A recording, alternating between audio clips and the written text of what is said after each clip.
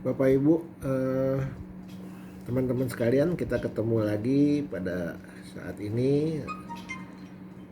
Kami ingin mengajak teman-teman sekalian untuk kita sama-sama merenungkan mengapa seringkali kita berdoa tidak dikabulkan. Seringkali ada orang-orang tertentu berdoa, sepertinya berdoa pasti dikabulkan, dan sepertinya Tuhan harus mengabulkan. Tapi sebenarnya kalau kita berdoa berarti kita harusnya memohon, bukan memaksa. Memohon karena Tuhan itu adalah pencipta kita. Tuhan itu adalah Tuhan kita. Tuhan itu adalah Raja kita. Tuhan itu Maha Kuasa, Maha Mulia, dan pencipta alam semesta. Bagaimana kita berdoa memaksa Tuhan? Kita seringkali menganggap diri kita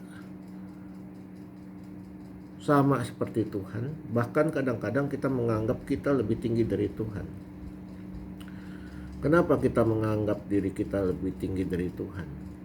Karena mari kita perhatikan, kalau kita berdoa seringkali kita lihat dalam nama Tuhan Yesus sembuh. Ya. Memang benar Tuhan mengatakan, mintalah apa yang kamu minta dalam namaku, pasti aku berikan.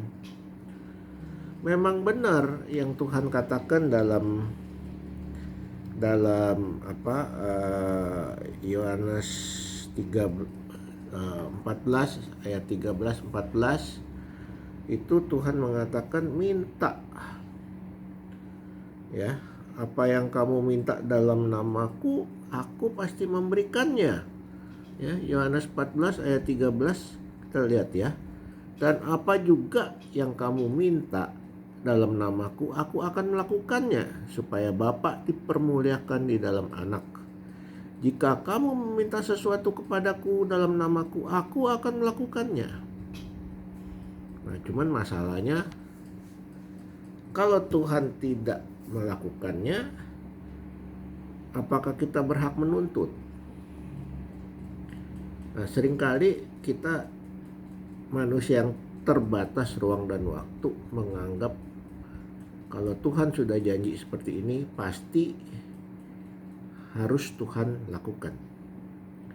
Kita perlu tahu dan perhatikan bahwa Tuhan itu Maha tahu.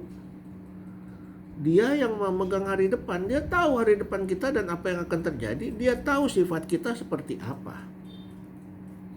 Jadi tidak mungkin kalau misalnya kita ini tabiatnya jahat, hatinya jahat, sering mau selingkuh, sering suka main perempuan, atau kita punya niat kalau kaya kita mau punya istri muda, atau kalau kita kaya kita mau jadi sombong, atau kalau kita